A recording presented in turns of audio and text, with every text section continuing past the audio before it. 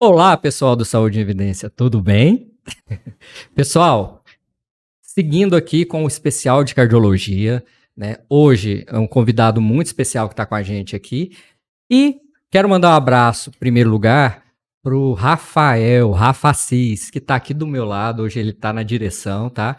E de co-host com a gente aqui está o Dr. Jeff. Tudo bem, Jeff? Opa, e aí, Alex, tudo bem? Pessoal do Saúde e Evidência, mais uma vez aqui com vocês. Um prazer estar aqui. Mais um especial falando de coração, né? Das doenças cardíacas, até bati aqui, das doenças cardíacas e dos seus tratamentos. E mais que isso, trazendo as personalidades, trazendo os profissionais que fazem a diferença na área. Hoje nós estamos trazendo um cirurgião cardíaco, uma pessoa muito especial, o Dr. Bernardo Tarabal. Tudo bem, doutor? Tudo bem, olá. Olá, Jeff, olá, Alex. Pessoal do Saúde e Evidência, muito obrigado pelo convite. Espero que seja a primeira vez de outras.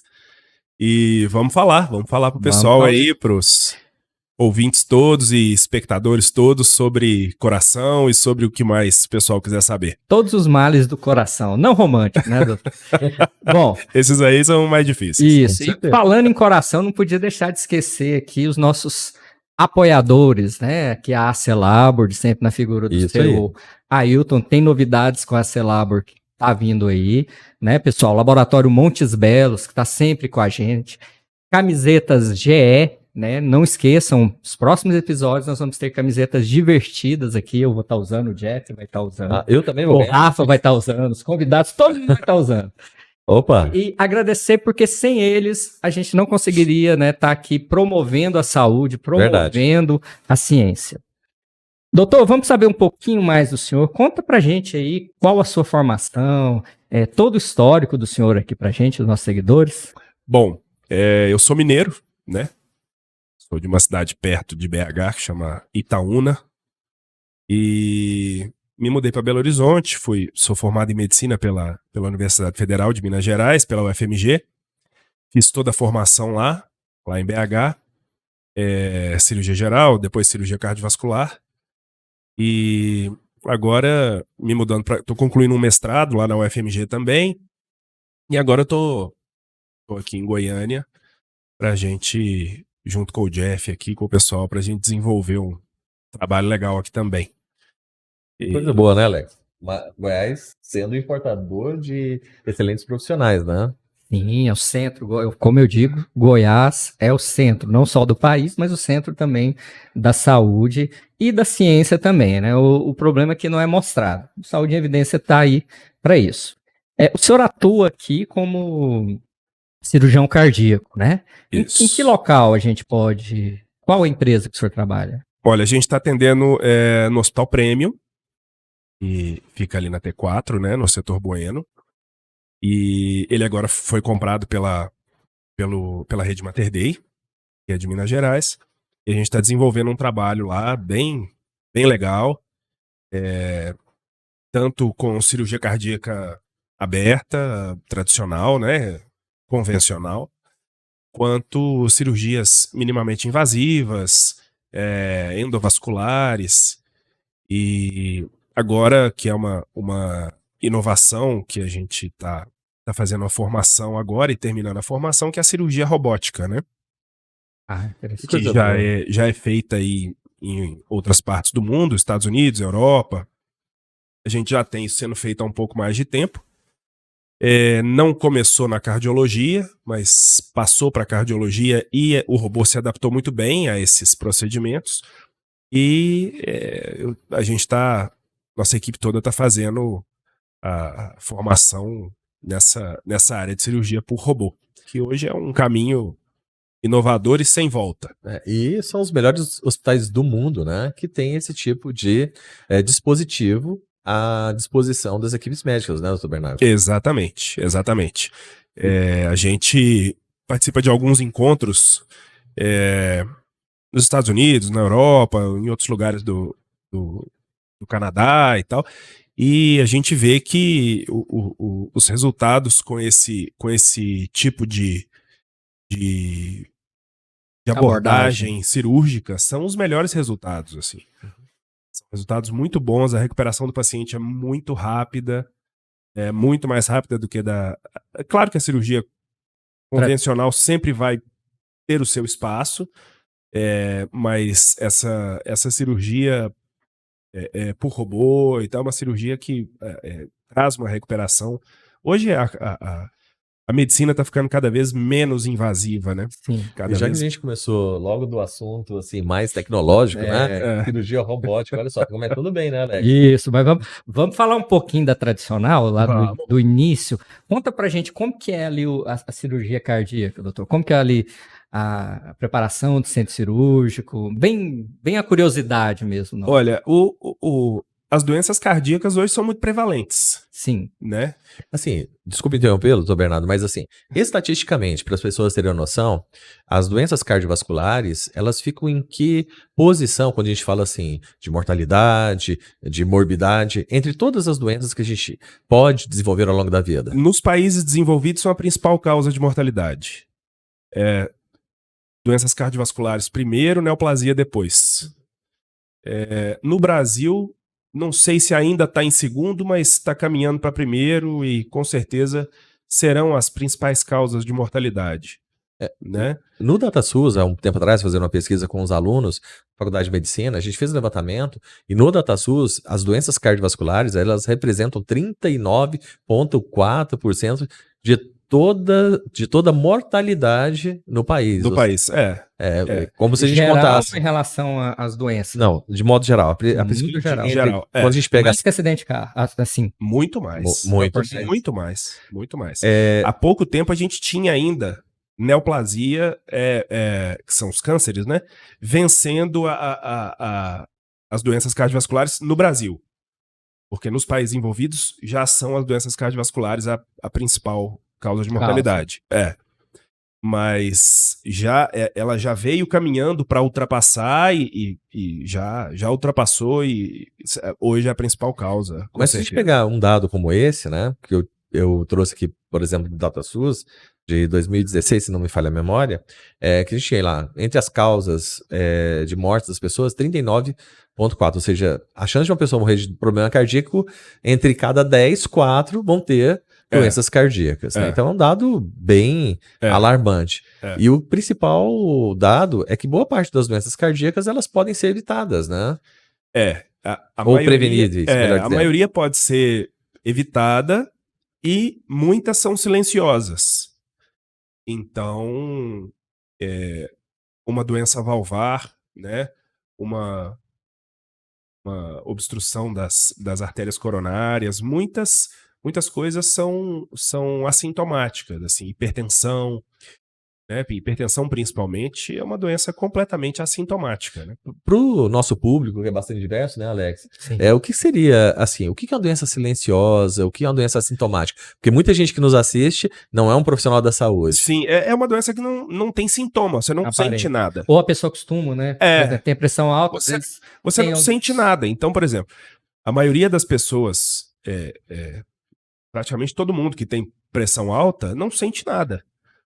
Então, às vezes até difícil a gente convencer um paciente que não está sentindo nada a tomar um remédio.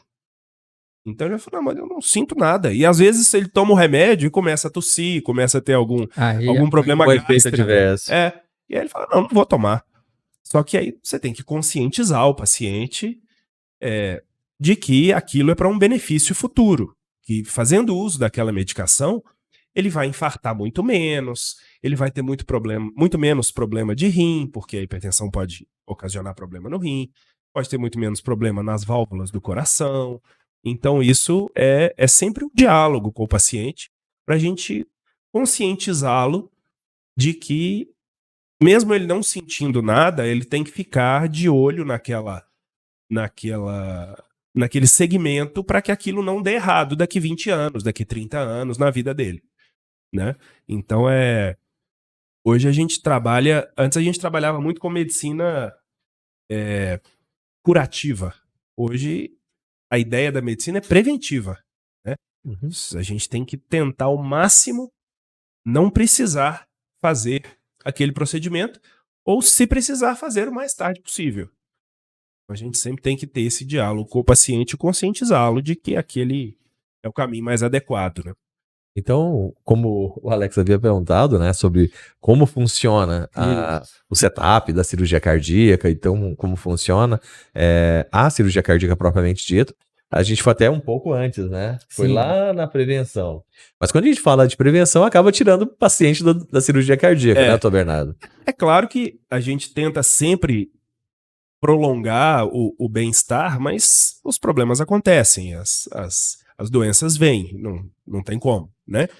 Então, a cirurgia cardíaca convencional, ela sempre é realizada como uma outra cirurgia, com o paciente no centro cirúrgico, anestesia geral e tudo. Uma incisão no tórax, que pode ser lateral, pode ser no meio, pode ser de um lado ou do outro, a depender do que for, né, ser operado. E a gente tem a presença aqui ilustre do Jeff, né, que durante a cirurgia cardíaca, não todas, mas a maioria, ainda hoje, a gente usa um dispositivo que chama circulação extracorpórea, né, que é a substituição do coração e do pulmão do paciente durante o procedimento. Então a gente, para que o conserto do coração fique bem feito e que a pessoa possa viver bem depois, a gente precisa de uma substituição desse órgão durante a cirurgia. Então a gente conta aí com a competência, né, dos perfusionistas para nos ajudar nesse procedimento. Felizmente, hoje a cirurgia cardíaca está muito avançada, a recuperação é muito diferente de 20 anos atrás, de 30 anos atrás. Eu lembro não, né? Me disseram. Quer dizer, eu fui ainda de uma época onde a maioria das cirurgias cardíacas, quase uma sentença de morte ou até uma, se não, pelo menos uma coisa gravíssima, né? É grave, todo mundo sabe. E desculpa, Alex, não interrompendo sobre isso, mas aproveitando para fazer um gancho para essa pergunta, para a sua fala, doutor Bernardo, muita gente realmente tem muito medo da cirurgia cardíaca. O senhor, como cirurgião cardíaco, experiente, enfim, só acha que esse medo vem de quê? Vem justamente dessa época. A cirurgia cardíaca é uma cirurgia que não tem tantos anos assim, ela começou há uns 80 anos, mais ou menos, 80, 90 anos, mas ela evoluiu muito rapidamente. Então, o aparato que ronda a cirurgia cardíaca é um aparato que nos dá muita segurança, assim, em termos cirúrgicos. Então, existe É engraçado isso, porque a gente fala com o paciente, ele vai precisar, por exemplo, fazer 2 pontes de safena e tal, uma ponte de mamário e uma de safena. Ele fica desesperado. Não, mas não queria e tal. O que é compreensível, ninguém quer. Né? Ninguém quer adoecer e ninguém quer se submeter a um procedimento. Mas eu não vejo quando eu fiz cirurgia geral, eu não via esse desespero no rosto de quem ia fazer cirurgia bariátrica. Entendi. Ou de uma cirurgia plástica, por exemplo, né? Não, e em centros experientes, a mortalidade é praticamente a mesma. De uma cirurgia, Esse fato de uma cirurgia bariátrica e de uma revascularização do miocárdio, por exemplo, a depender do paciente. Entendeu? Então, assim, eu acho que o ato de abrir o tórax do paciente, mesmo pelo mito que envolve o coração, e a simbologia em da si. simbologia que envolve esse órgão, as pessoas têm muito medo disso. Mas não estou dizendo que seja uma cirurgia boba, que não é, mas é uma cirurgia que hoje ela é cercada de muita segurança. Sabe? A gente com um bom cirurgião, um bom perfusionista, num bom hospital, os resultados são muito bons. São mas muito bons mesmo, assim. Eu vejo pacientes que chegam perto de mim, doutor, mas eu tenho mais do que 20% de chance de viver. Eu falo, não, é mais de 99%, entendeu? Não é... Não é... As pessoas não têm essa ideia, assim. 100% nunca nunca será nada em medicina, mas a segurança que nós temos hoje na cirurgia cardíaca é uma segurança que nós nunca tivemos, assim. Bom, doutor, então, hoje em dia já é muito seguro, né? A gente sabe que é seguro, então, da onde vem esse medo todo? Talvez, será que não é pela questão da informação? Porque a pessoa, ela não tem tanto acesso a esse conhecimento, né? Por exemplo, hoje eu fiquei sabendo que é tão mortal, a mortalidade é quase igual, né, de uma cirurgia bariátrica e uma cirurgia cardíaca. Será que não vem dessa falta de informação? Pode ser. Eu acho que esse trabalho que vocês fazem aqui de divulgação dessa informação médico-científica, né? Tanto na área cirúrgica, como na clínica, como na farmácia, todos os aspectos, né, da saúde, eu acho que é fundamental, assim, mas a gente não pode reservar o conhecimento para as universidades, ou para as faculdades, ou para os profissionais daquela área, né? O conhecimento precisa ser difundido, Sim. porque, na verdade, a gente estuda para poder fazer o melhor serviço que a gente puder, mas a gente faz o serviço para servir alguém que está precisando. Sim. Então essa pessoa tem que ter esse conhecimento para se sentir à vontade de discutir, de perguntar, de vir até a gente, Isso. E quando eu falo, né, na questão do esclarecimento, e o senhor fala que a menor mortalidade, não quer dizer que seja fácil, né? Porque se a gente pensar bem, parece até uma coisa impossível, né, Jeff? Praticamente vocês matam uma pessoa ali, não fala isso, conserta a pessoa e traz de volta à vida. Né? E isso, a tecnologia, a técnica, né? A mão, né? A ciência, na acepção da palavra por trás disso, é fantástico. Não, a gente... Depois eu vou até... Desculpa, viu, Jeff? Se você ia falar, eu te interrompi. Não, de forma alguma. Mas, assim, a cirurgia cardíaca, para quem nunca viu, é uma cirurgia muito interessante, assim, muito diferente, porque envolve um aparato muito grande. Então, assim, quando eu falo que a cirurgia cardíaca evoluiu de forma muito rápida, não é que as outras não tenham evoluído. Claro que evoluíram também, cada uma a seu modo. Mas é porque o aparato da cirurgia cardíaca, por envolver um órgão que não pode ficar parado sem um aparato especial, um aparato que teve que evoluir para dar conta de fazer o que precisa ser feito. Então, os outros órgãos a gente pode manusear de certa forma, claro que com suas particularidades, mas o coração não pode ficar parado sem um aparato, sem a gente inventar alguma coisa que o substitua, que cumpra a função dele no corpo humano, né, Jeff? E isso que o Alex falou é muito engraçado, Alex, que muita gente fala assim, o paciente então da doença de cirurgia cardíaca ele acaba morrendo. Não, ele não morre. Isso tem que ficar bem claro pro pessoal. Só que existem dispositivos específicos que fazem a substituição desse órgão, o preserva para que ele possa ser operado. Nas aulas para os alunos de medicina, enfermagem, farmácia, que eu ministro há tanto tempo, eu sempre comparo. Qual era a maior dificuldade dos cirurgiões lá no início do século passado? E até o coração era colocado como uma barreira e colocado como inoperável. Por quê? Ele é cinético, ele tem movimento, que foi o que o Dr. Bernardo havia falado. Então imagine, né, vocês fazerem tricô e cavalgando ao mesmo tempo. É possível? Mas é muito difícil. Como o coração tem determinadas particularidades, foi preciso criar um aparato tecnológico que fizesse a substituição. Então, o coração, durante a cirurgia, ele vai descansar um pouquinho. Só que você tem o quê? Um coração artificial, que faz às vezes do mesmo, e hoje é muito seguro mesmo. Por quê?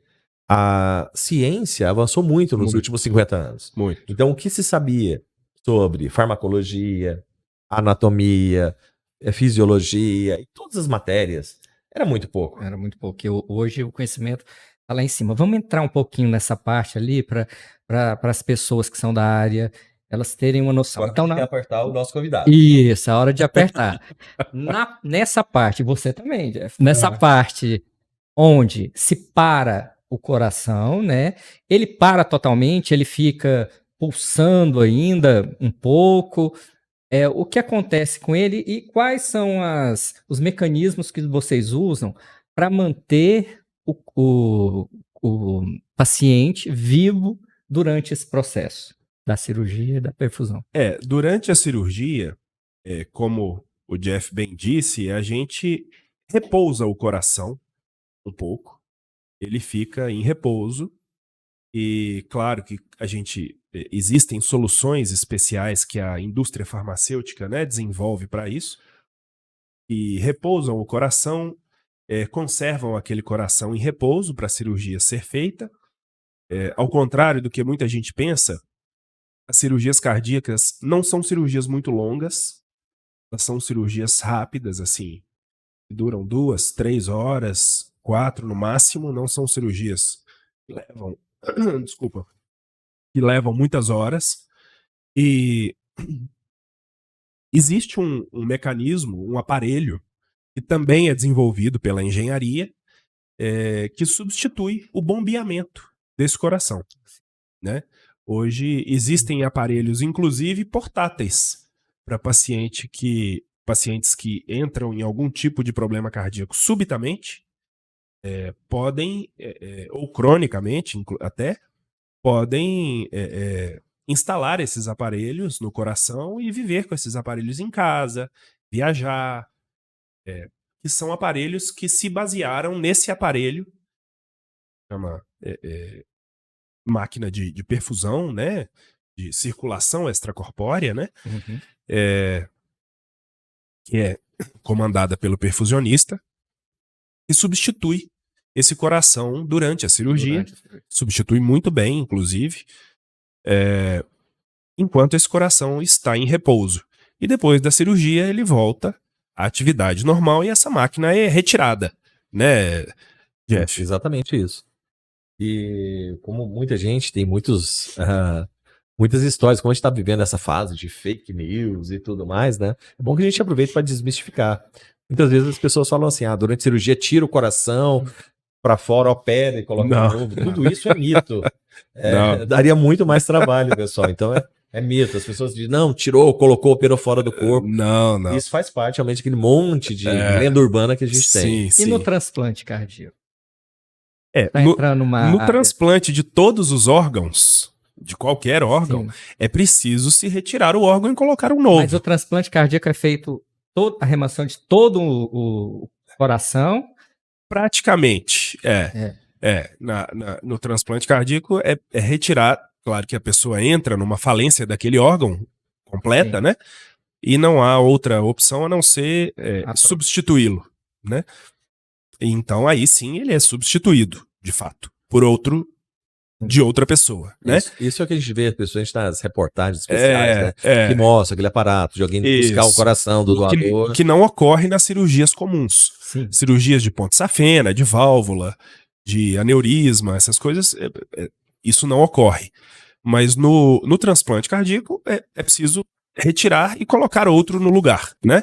Aí sim, é retirado praticamente toda a estrutura, ficam algumas veias, algumas coisas, mas é colocado outro órgão no lugar daquele, né?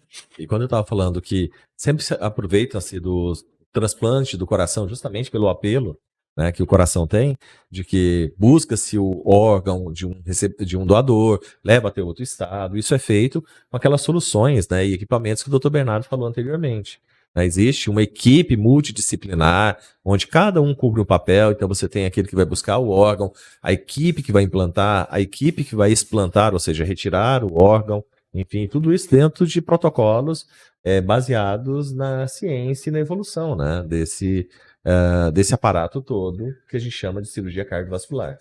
Sim, e fica é o último caso mesmo, né, o transplante cardíaco, né, é o última linha de tratamento.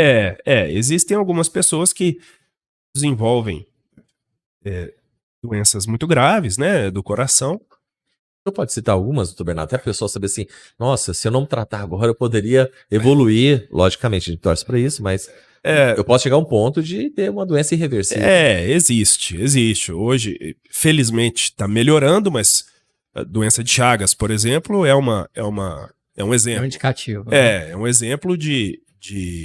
Onde tem uma cardiomegalia acentuada, mas não perde Isso. o coração cresce muito. Pessoas que têm hipertensão não controlada não tomam remédio, a pressão fica permanentemente alta durante muitos anos.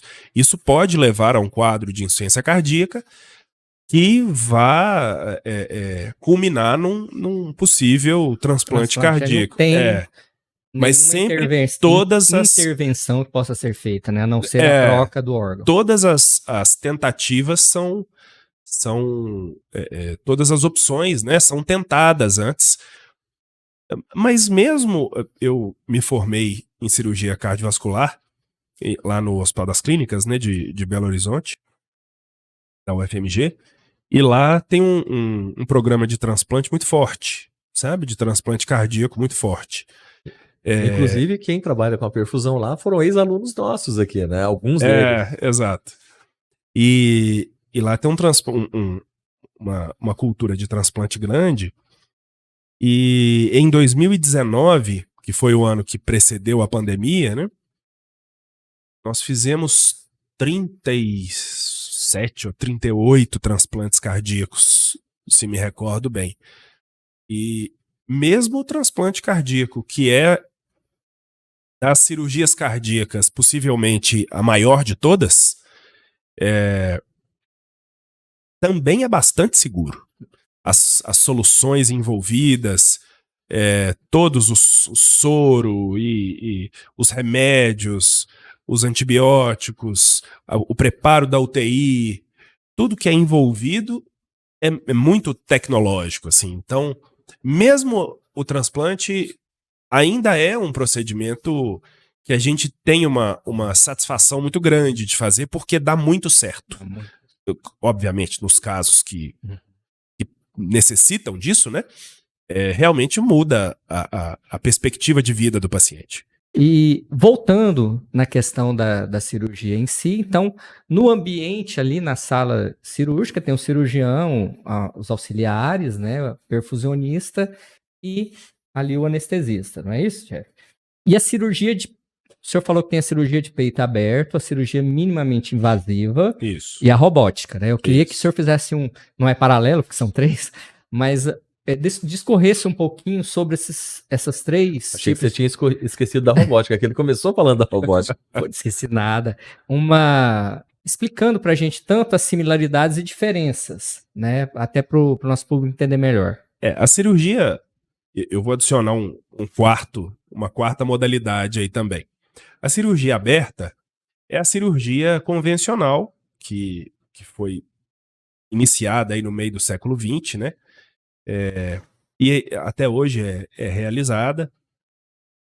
Mas com a chegada da videocirurgia, né, que começou com cirurgias abdominais e tal, ela se passou, ela migrou para o tórax. E hoje, há algum tempo já, a gente faz a cirurgia minimamente invasiva, né? E guiada por vídeo e pode ser realizada sem a abertura usual do tórax, né? A abertura convencional do tórax. A cirurgia robótica, ela tem por característica, por mais pleonasmo que seja, né? Ela é feita por um robô mesmo, assim. O cirurgião não fica na mesa cirúrgica. Assim. O paciente fica deitado na mesa cirúrgica, em cima do paciente fica um robô. Exemplo, aqui, essa mesa que está aqui seria uma mesa cirúrgica, o robô fica aqui de cima para cima e o senhor fica em outro ambiente. Fica um assistente ao lado, mas o que fica em cima do paciente é um robô. Certo. E o cirurgião fica no canto da sala, mexendo num console. Esse robô tem como se fossem micropinças, que são muito mais delicadas do que as nossas mãos, do que os nossos dedos, que entram no tórax do paciente e fazem essa cirurgia dentro do tórax por movimentos muito mais delicados do que as nossas mãos. Entendi. E por microfurinhos, que são, obviamente, muito menores e que não caberiam, talvez um dedo nosso, Nossa, entendeu? que maravilha. Então, esses instrumentos bem pequenos, eles realizam essas cirurgias comandados pelo cirurgião principal, que está no canto da sala, mexendo num console e tendo uma visão 3D de dentro do De dentro. paciente. E no Então, caso, você faz essa cirurgia. a gente está fazendo Tá essa fazendo formação. Então, Essa cirurgia, ela é uma cirurgia mais inovadora, mais recente, e a gente está fazendo essa formação para a gente poder realizar esse tipo de cirurgia. E a quarto tipo de cirurgia que eu ia acrescentar, que esse a gente já faz também, é a cirurgia endovascular. Então, hoje, por exemplo, que o pessoal mais conhece por cateterismo, sim. né? Ah, sim. Então, por exemplo, hoje a gente faz a substituição de uma válvula aórtica, né, sem ter que abrir o peito. Pelo processo de cateterismo. Pelo Então, processo de a cateterismo. introdução de um catéter. Obviamente, a depender da idade do paciente, né? Não é para todo mundo, não é sempre. Então, todo caso deve ser analisado. Medicina não é matemática, Sim. né? Mas hoje é possível fazer uma cirurgia, fazer um implante de uma válvula na posição aórtica do paciente, que é uma válvula do coração, por cateterismo, sem ter que cortar o paciente, sem ter que abrir a pele, por punções, pequenas punções na região da virilha. Então isso é bem, Fantástico. é muito espetacular, assim. A cirurgia cardíaca está caminhando para uma direção e está ficando cada vez mais segura, assim, sabe? Hoje não é raro a gente fazer esse procedimento, por exemplo, que a gente chama de TAV, que é o implante de válvula aórtica transcatéter, né? Não é raro a gente fazer esse procedimento em pacientes de 85, 86, 90, 91 anos, entendeu? Então, e os pacientes ficam muito bem, vão para casa, continuam a vida. Justamente porque esses pacientes eles não vão se beneficiar da cirurgia convencional, mesmo ela sendo minimamente invasiva. Exato, exato. A cirurgia convencional para uma pessoa de 90 anos É um risco, é um risco alto. Então não vale a pena correr esse risco, né? Então a gente tem outras abordagens. Existem as abordagens para as pessoas mais jovens, existem as abordagens para as crianças, existem as abordagens para as pessoas mais velhas. Por isso que não existe uma receita de bolo, Não né? existe uma Cada receita paciente. pronta. Cada paciente é um e a ser analisado aí por um bom profissional, num consultório e tal. Uma pergunta assim, bem mais fora um pouco da tecnicalidade. Curiosidade mesmo. Quando você está lá no console, né, trabalhando ali o robô, a sensação, o que você sente ali na hora que introduz, onde você está manipulando mesmo o console? Você consegue sentir... Se a pinça tem tato? Isso. Tem. Então você sente... Ela sente... Os mais antigos não tinham. Os robôs mais modernos hoje têm tato. A hora que você encosta a pinça lá dentro, no tecido, você sente a pinça pesar na mão aqui. Entendi. Que a pinça, na verdade, não tá na sua mão. Sim. Ela tá lá no robô. Correto. Você tá num joystick aqui, numa manete, né? Mas a hora que ele encosta lá, você sente na hora. Seria você sente o peso do...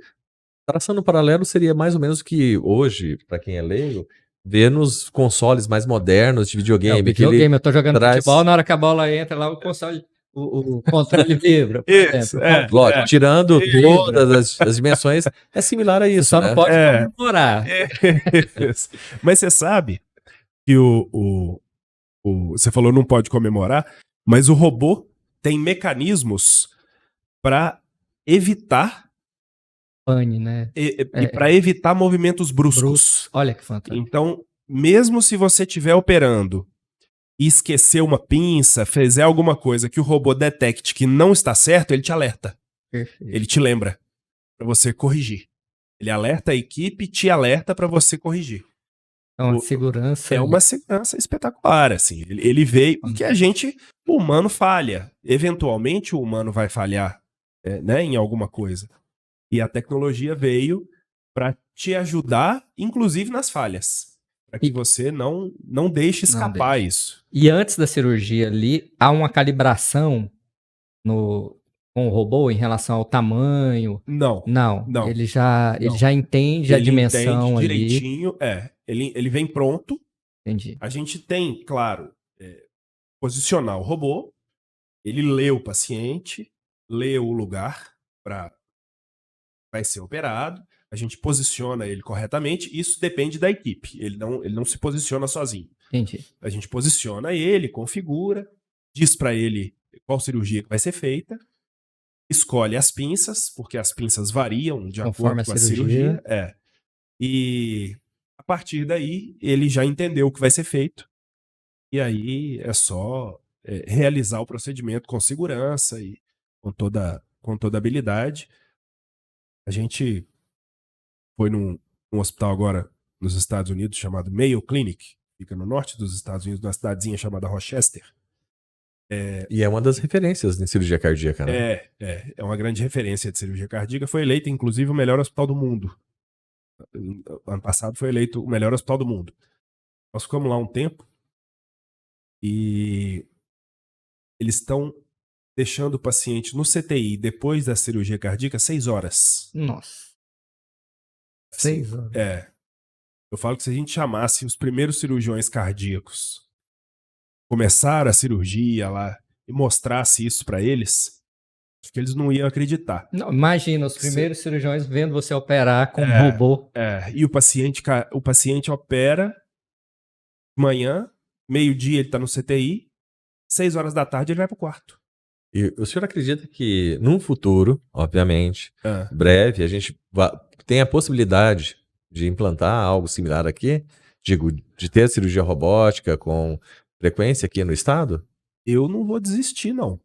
Olha, Nem a gente pode ter certeza a partir de hoje. Então já fica aí a dica, Nem né? a gente. Para o Dr. Bernardo. Eu não sei se eu vou desistir, não, porque a gente está fazendo essa formação justamente para implantar esse tipo de tecnologia e esse tipo de tecnologia aqui.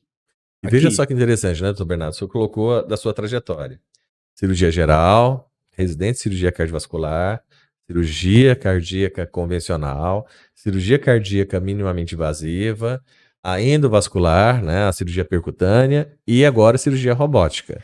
Né? Então, esse arsenal todo, né, vou deixar a robótica só no segundo plano, porque ela está num processo, como eu disse, né, no futuro próximo a gente ter aqui no estado, mas todo esse arsenal tem à disposição da população goiana, não tem? Tem. Ótimo. Todo esse arsenal, a cirurgia robótica está chegando, mas todo esse arsenal nós já disponibilizamos, já temos equipe para isso e, assim, a segurança hoje é impressionante. Assim, E no que o senhor falou, né? O senhor trabalha hoje, né, em alguns hospitais aqui, atende alguns hospitais, mas o senhor citou no início da nossa conversa o Hospital Prêmio da rede Mater Dei, né? Muita gente aqui do estado talvez não conheça, né, esse sistema de redes, porque Goiás vem de uma trajetória de hospitais familiares, pequenos hospitais, e no Brasil, né, região sul, sudeste, surgiram as grandes redes, né? Então a gente tem redes muito grandes que têm investido muito em hospitais gerais de referência. E a rede Mater Dei, ela é uma dessas redes, né? Hoje, a tendência... Desculpa, ela está presente em quais cidades, enfim, até para o público goiano Sim. E quem nos vê aqui na internet, que não é somente goiano, entender isso. Chegou há pouco tempo, né? Sim, hoje a tendência dos hospitais é serem grandes redes mesmo, né? Então, assim, a rede Mater Dei é uma rede que existe há 43 anos. 43 anos, é bem antiga.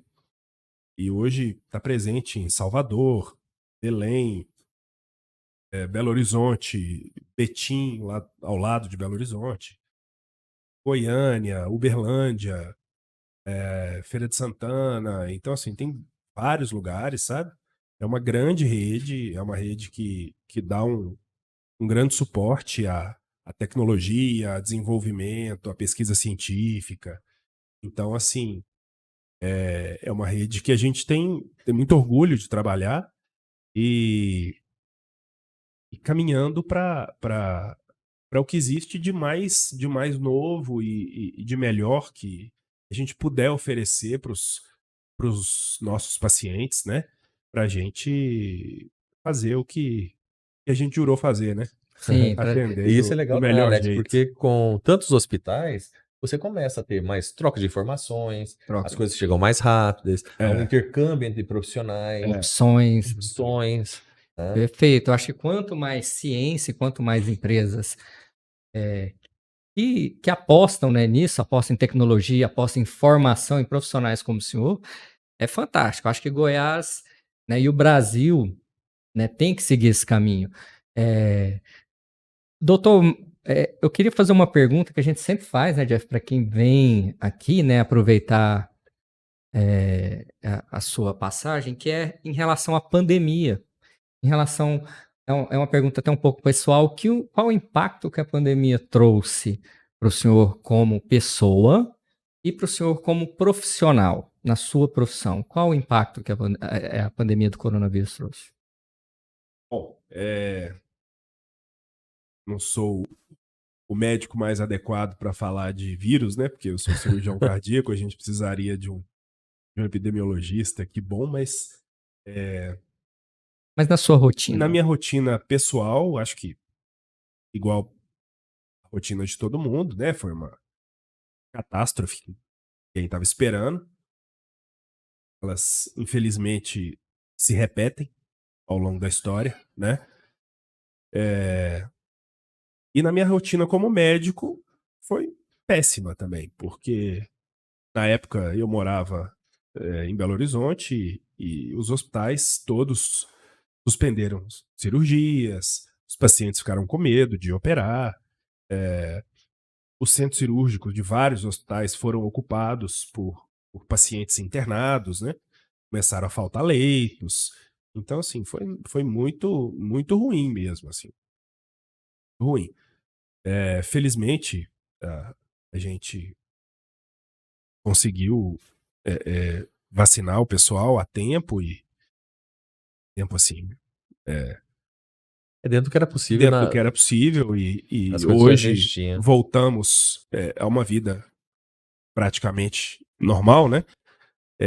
Mas foi terrível, né? Foi terrível. E para a prática médica também, assim. Agora, eu acho que o papel da divulgação científica aqui tem muito a ver com isso também. É muito importante esse ambiente aqui chegar nas pessoas, que a troca de ideias aconteça com gente, né, tão qualificada e isso possa disseminar o pensamento científico aí no pessoal. Fico feliz, está no caminho certo. Parabéns para você. Com certeza. Parabéns para você também, para nós todos. Bom, doutor Bernardo, existem muitas doenças cardiovasculares e algumas, eu acho que tem que aproveitar o seu momento aqui para a gente explorar ao máximo, né? Por exemplo, o senhor é cirurgião cardiovascular e o cirurgião cardiovascular atua em diversos tipos diferentes de cirurgia. Eu sei que é mais famosa, né? A ponte de safena, a revascularização do miocárdio, Isso. mas no estado de Goiás e no Brasil a gente tem uma necessidade muito grande das trocas das válvulas cardíacas, né? Quando o paciente precisa trocar, quais são as opções cirúrgicas que ele tem? A doença valvar, né, cardíaca, hoje, ela é muito prevalente e nós temos basicamente as opções de válvulas biológicas e opções de válvulas mecânicas, né? Uhum. As válvulas biológicas são feitas, obviamente, como o próprio nome diz, de materiais como fragmento de válvula de porco ou pericárdio de boi. Né? Pode ser, são esses basicamente os materiais, Fabricado com esse tipo de tecido. com esse tipo de tecido. E não tem nenhum problema de rejeição, alguma coisa em relação ao tecido? Não, porque a gente não fala em rejeição de tecido inerte. Entendi. A gente só fala fala rejeição de órgão. Certo. Então, por exemplo, não existe rejeição de parafuso. Certo. Não existe rejeição de marca-passo. Existe rejeição de fígado, de coração, de rim. Não existe rejeição de material inerte. Então, essas válvulas que são colocadas, elas são desses materiais que, apesar de serem biológicos, são materiais tratados anteriormente e que não têm função de órgão vivo, vamos dizer assim. Essas válvulas biológicas, elas têm um prazo determinado, porque elas sofrem uma deterioração com o tempo. Como elas sofrem uma ação mecânica muito importante, elas tendem a se deteriorar e tendem a ser trocadas. A válvula mecânica, que é uma válvula feita de um carbono, um carbono pirolítico, é um plástico duro, ela dura muito mais tempo. Muitas vezes a vida inteira, mas nem sempre. A desvantagem dela é que o paciente tem que tomar um anticoagulante, que é um remédio para ralear o sangue. Então o sangue fica muito, muito fino, muito ralinho. Isso, às vezes, pode ser uma complicação. Sabe? Mas existem basicamente esses dois tipos de válvula. Ou seja, cada paciente, dependendo da idade, história clínica, a gente fica sempre repetindo isso, né? Cada caso é um caso, mas é justamente somente o paciente, diante de um bom cirurgião, é que vai poder definir em conjunto qual é o melhor, não é isso? Por isso que, muitas vezes, procurar no Google não funciona. Lembra que eu te falo sempre do Dr. Google?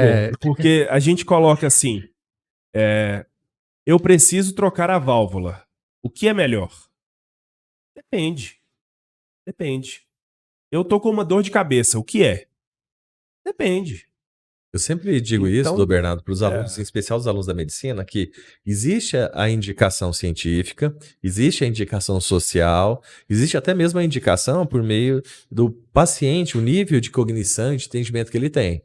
Você pode, às vezes, você falou agora há pouco que a válvula metálica precisa de um anticoagulante. Isso. Mas, de repente, o paciente pode morar, e a gente está no Brasil, né, Alex? É um país, assim, continente. Às vezes o paciente mora numa cidade muito distante de uma farmácia, de um laboratório, e como ele não tem condição de mudar dali, às vezes a indicação médica até muda, influência dessa questão social do paciente. Exatamente. O paciente que toma anticoagulante, ele tem que fazer exames periódicos, porque ele tem que monitorar essa anticoagulação. Sim.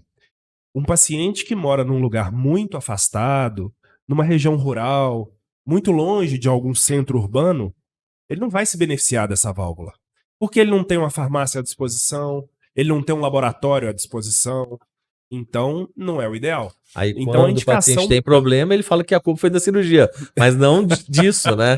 Daí vem muito dos problemas da cirurgia cardíaca, por isso que medicina tem que ser muito bem conversado. Sim.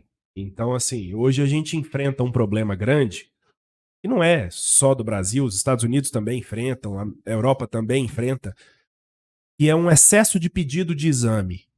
A gente pede tomografia para tudo, ressonância para tudo, exame de sangue para tudo, e a gente esqueceu um pouco assim que medicina é conversado, tudo é conversado. Precisa explicar para o paciente o que está acontecendo, a gente precisa examinar o paciente, precisa pôr a mão no paciente, a gente precisa orientar o que vai acontecer, porque para a gente é muito óbvio, mas para o paciente não é nada óbvio. Então, assim, a gente precisa, apesar disso ser uma rotina, o atendimento não pode ser rotineiro. O atendimento tem que ser individualizado sempre. E bem explicado e bem conversado sempre. Perfeito. Pode falar, Diego. O que você ia falar agora, Alex? Não, pode falar. Bom, outra dúvida muito grande que muita gente tem a respeito da cardiologia, que envolve também a cardiologia, a cirurgia cardiovascular de modo geral, é o marca-passo, o tão famoso marca-passo. Tem muita gente que tem muito medo do marca-passo, enfim, tem muita lenda urbana, né, a respeito dele. Mas o marca-passo, de uma forma que as pessoas possam entender, doutor Bernardo, o que ele faz de fato? E o que em que condições que ele é indicado? O marca-passo, ele, como o próprio nome sugere, ele dita o ritmo do coração. Então, pacientes, muitas vezes, têm alguns tipos de arritmia, são alterações, né, no ritmo do coração, e fazem o coração bater muito lentamente ou descompassado. Então a gente coloca um marca-passo, que é uma pequena bateria com um microcomputador dentro, conectado ao músculo do coração, que vai ditar o ritmo que o coração vai bater. Aquilo ali é lido hoje por Wi-Fi, por Bluetooth. Então, no consultório médico de médicos que lidam com esse tipo de dispositivo, a gente tem dispositivos que leem isso, fazem a leitura do funcionamento desse marca-passo com muita precisão. Então, assim, são dispositivos excelentes, são dispositivos que a gente usa muito e eles ditam a batida do coração para que o sangue possa ser corretamente bombeado para o corpo. Perfeito. Então, quando o coração perde o ritmo, entra em descompasso, o marca-passo lê essa alteração e emite uma descarga elétrica para fazer a correção. Exatamente. E vocês, em ambiente, no consultório, tem um dispositivo que lê essa frequência. Então, além de ser um dispositivo corretivo, ele passa também a ser um exame, né? Exatamente. Ele monitora. Tudo que ele faz, ele grava. É. Tudo. Então, o paciente que tem marca-passo tem que fazer um retorno aí de 6 em 6 meses, de 1 em 1 ano. Toda vez que ele vai ao médico, o marca-passo emite um relatório do que foi feito. Então, tudo que ele faz, ele monitora. Se você teve 20 arritmias, ele diz. Se você teve 50, ele diz. Se você não teve nenhuma, ele diz. E por isso que agora levando, por isso que os pacientes hoje, eles ficam muito próximos de uma vida normal, né? Eu vejo que tem um jogador de futebol, até ele é sueco, se não me engano, o Eriksen, que teve uma parada cardiorrespiratória durante uma partida de futebol. Hoje ele joga profissionalmente, disputou a Copa do Mundo com Na última Copa eram 3 Eram jogadores com o marca-passo jogando a Copa do Mundo. Eu sei que tinha um da Holanda também. Eram 3 na última Copa. E jogando futebol profissionalmente, né? Isso aí. Fantástico. Então, hoje, muitos pacientes têm uma vida, e ainda mais hoje, hoje existe uma forma de monitoramento, chama monitoramento em casa do marca-passo. E quando você tem alguma arritmia em casa, ele informa o seu médico da sua casa.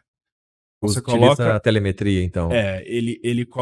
Você conecta o seu dispositivo no Wi-Fi da casa, seu marca-passo no Wi-Fi da casa, o Wi-Fi da casa, ele avisa o Wi-Fi avisa o médico ou o hospital. Olha, então, hoje por isso que muitos pacientes falam assim: nossa, eu recebi a ligação do pessoal pedindo para vir para o hospital. Isso. Exatamente isso. Ele deu uma arritmia séria, o médico tá vendo lá, opa, peraí, liga. Às vezes antes do paciente. Exatamente. Ter Exatamente. noção. Fantástico. Então, hoje, essa questão do. Se a gente for entrar nessa conversa, nós vamos ficar aqui 1 ano e meio. Não, mas o senhor vai ser convidado para outros episódios aqui. Porque, curiosamente, eu e a minha esposa, com alguns colaboradores, amigos nossos, escrevemos um livro sobre telemedicina. Que, inclusive, tem na Amazon aí para vender. Não é caro, não, viu, gente? E ele fala justamente isso, assim, a evolução da monitorização do paciente à distância. Fantástico. Sabe?